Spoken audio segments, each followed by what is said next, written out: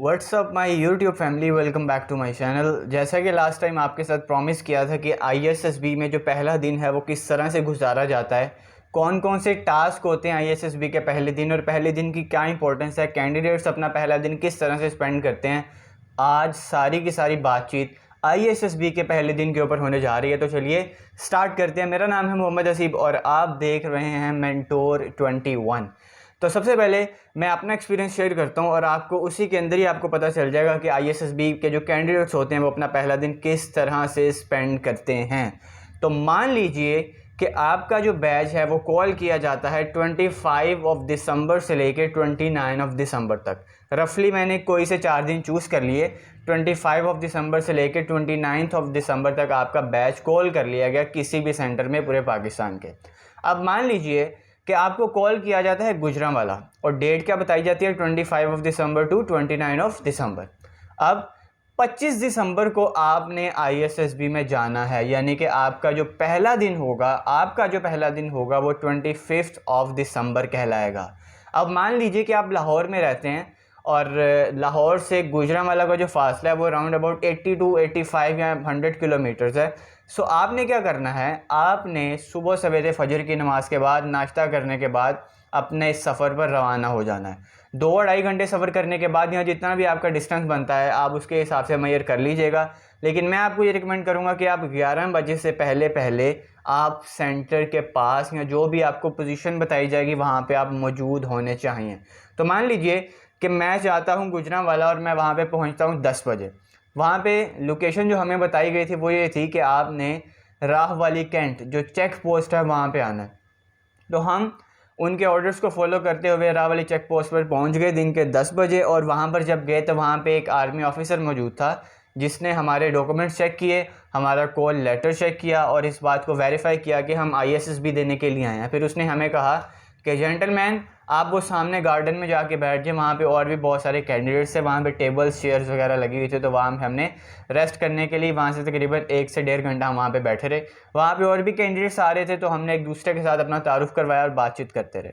उसके बाद क्या हुआ, उसके बाद अचानक से एक गाड़ी नमूदार होती है और वो गाड़ी वो है जो हमें ISSB सेंटर तक लेके जाती है। वो पाकिस्तान आर्मी की तरफ से या ISSB की तरफ से एक गाड़ी हमारे लिए भेजी जाती है। अब जैसे ही वो बस आती है उसके अंदर से एक ड्राइवर हमें नज़र आता है और 2 जो हैं वो वहाँ के ऑफिसर्स होते हैं, जो भी हवलदार आई डोंट नो। वो क्या करते हैं, एक अमला होता है, अमले का ऑफिसर होता है, वो क्या करते हैं तमाम के तमाम कैंडिडेट्स को एक लाइन में एक कतार में खड़ा कर देते हैं। अब मान लें कि जो एक बैच होता है पूरा का पूरा उसमें तकरीबन 120 या 100 कैंडिडेट्स होते हैं। तो बस में इतनी कैपेसिटी नहीं होती, तो 2 बसें होती हैं या 3 होती हैं। अगर 2 हैं तो उनको फिर 2 दफ़ा आना पड़ता है।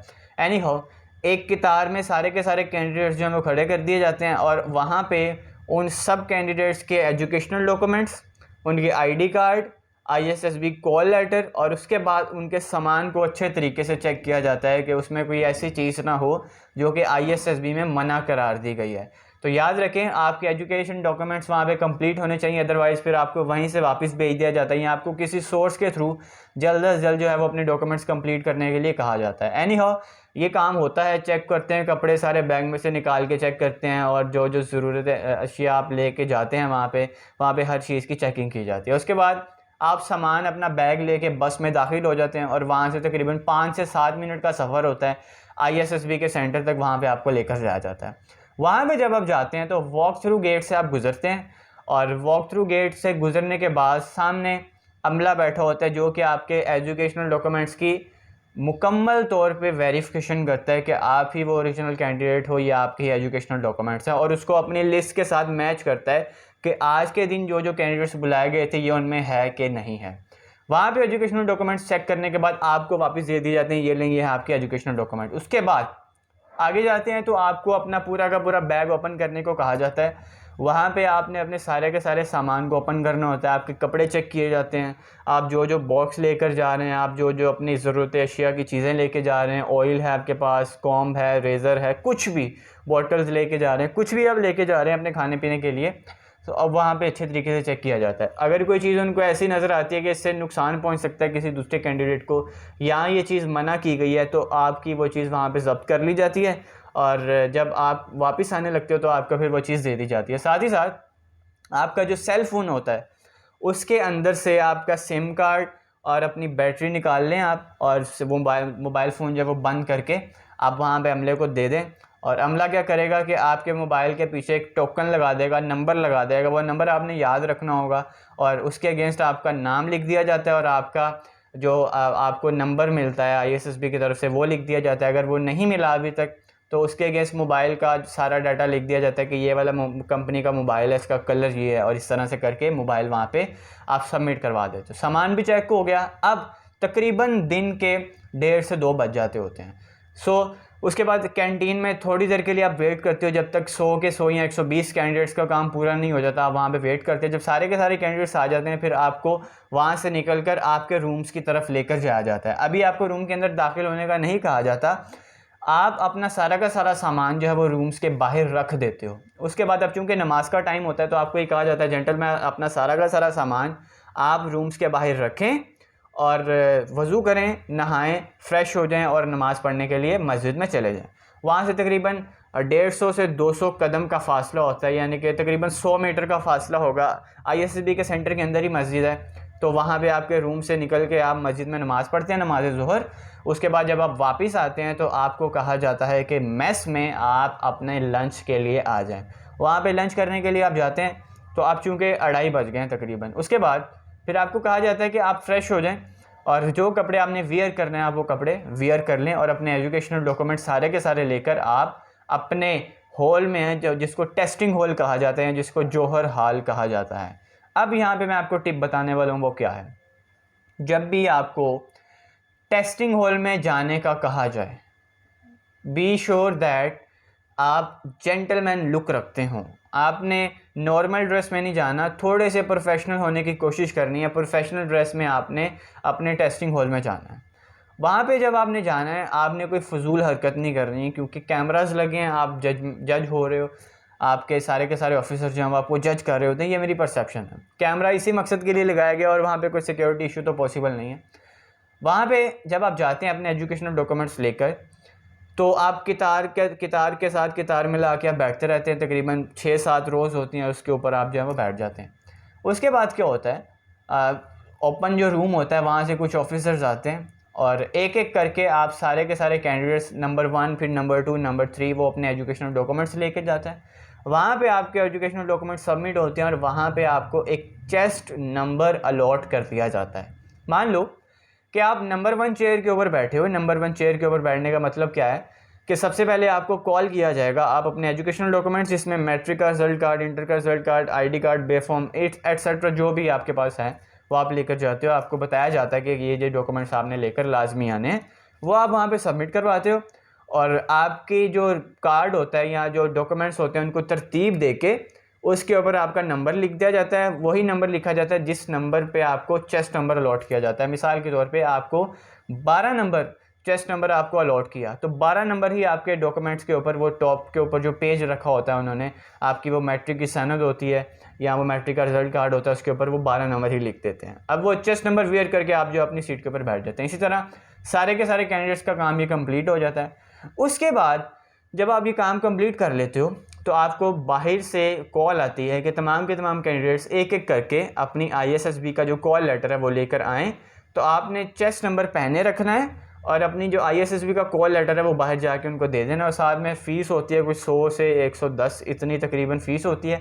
वो फ़ीस आप वहाँ पे पे करते हो और फ़ीस पे करने का मकसद वहाँ पे आपकी फ़ोटोज़ क्लिक करना होती हैं। आपने चेस्ट नंबर पहना है 12 नंबर, और 12 नंबर चेस्ट नंबर जो है वो वही उसके पीछे बैकग्राउंड लगा दिया जाता है और आपकी एक फ़ोटो क्लिक की जाती है। ब्लू कलर का बैकग्राउंड होता है, आपकी फ़ोटो क्लिक की जाती है। वो जो फ़ोटो होती है वो आपकी डिप्टी प्रेसिडेंट के पास जाती है, आपके साइकोलॉजिस्ट के पास जाती है, आपके जीटीओ के पास जाती है। तो मेक श्योर दैट कि आपकी लुक अच्छी होनी चाहिए, बाल अच्छे बने होने चाहिए। तो इसका तरीका यही है कि जब आप टेस्टिंग हॉल में जाएँ तो इस चीज़ को मद्देनज़र रखते हैं।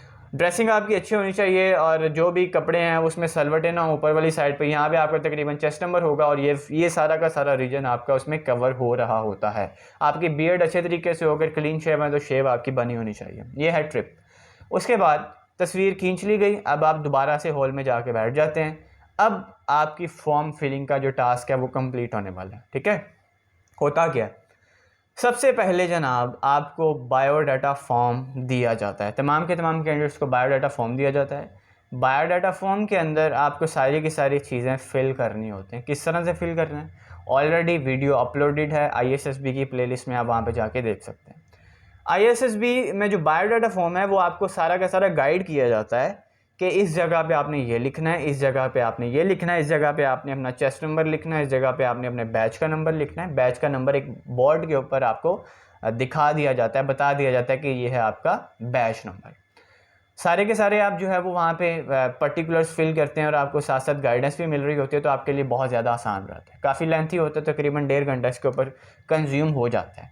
उसके बाद आपका GTO का फॉर्म फिल होता है और डिप्टी प्रेसिडेंट का फॉर्म फिल होता है। तो ये फॉर्म फिलिंग जो है पहले दिन का टास्क होता है।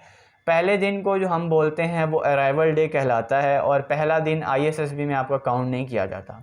आपकी तरफ से जो आपका पहला दिन है वो वहाँ का 0 डे कहलाता है। आपका जो दूसरा दिन होगा वहाँ पे पहला दिन कंसिडर किया जाता है, तो आपका जो दूसरा दिन होगा वो वहाँ का पहला दिन यानी कि साइकोलॉजिस्ट या साइकेट्रिस्ट डे कहलाता है, वहाँ का पहला दिन और आपका दूसरा दिन। तो पहले दिन सिर्फ और सिर्फ फॉर्म फिलिंग होती है। उसके बाद सम टाइम ये होता है कि टाइम काफ़ी गुजर जाता है, तो आप सिर्फ और सिर्फ बायोडाटा फॉर्म फिल करते हो। उसके बाद नमाज मगरिब का वक्त हो जाता है, नमाज मगरिब पढ़ते हो।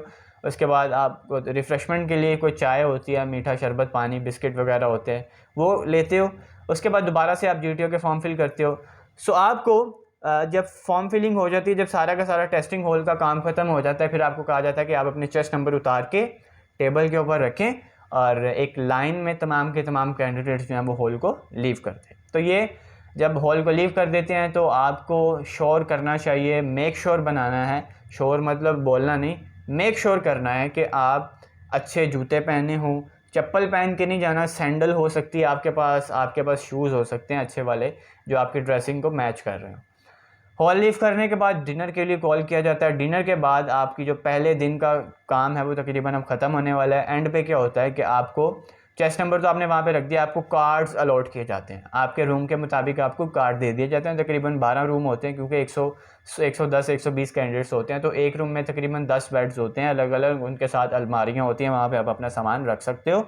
उसके साथ आपको बताया जाता है कि बेटा कैमरा लगा हुआ है तो आपने जो यहाँ के रूल्स एंड रेगुलेशन है उसको फॉलो करना है और टहलना नहीं है, दाएं बाएं नहीं होना। आपके रूम्स हैं, आपके पास गार्डन है, वहाँ पे आप बैठें, मेस है, खाना खाएं पिएँ, कैंटीन है, जो करना है आप करें। लेकिन जो आपके लिए एरियाज़ अलॉट किए गए हैं, जो आपके लिए इन बाउंड एरियाज़ हैं, वहाँ पे नहीं जाना। जो आउट ऑफ बाउंड एरिया है वहाँ पे आप जा सकते हैं, जब मर्ज़ी जा सकते हैं। और 10 बजे के बाद अपने रूम्स की लाइट्स को ऑफ़ करें। कार्ड दे दिए जाते हैं, कार्ड के ऊपर आपका रूम नंबर होता है, आप उस रूम में जाके जो है वो अपना सामान रखें और सो जाएं। अब मज़े की बात यह है कि एंटरटेनमेंट के लिए आपको क्या क्या चीज़ मिलती है, न्यूज़पेपर, मैगज़ीन, गेम्स लगी होती हैं ऊपर एक रूम में, और कैंटीन में आप टीवी जाके देख सकते हैं एक्सेट्रा। सारी की सारी चीज़ें आपको वहाँ पे फैसिलिटेट करने के लिए, आपको रिफ़्रेश करने के लिए रखी जाती हैं। हाँ, तो पहला दिन आपका यूँ ही ख़त्म होता है। तो दूसरा दिन शुरुआत होगी अगली वीडियो में, और दूसरे दिन में क्या क्या होता है, टेस्ट किस तरह से करना है, टेस्ट की प्रिपरेशन भी जारी रहेगी। मुझे दीजिए इजाज़त। इस अपनेपन के साथ अपना बहुत सारा ख्याल रखिएगा, अपने आसपास के लोगों का ख्याल रखिएगा, मुझे दुआ में याद रखिएगा। मुझे दीजिए इजाज़त। अल्लाह हाफ़िज़।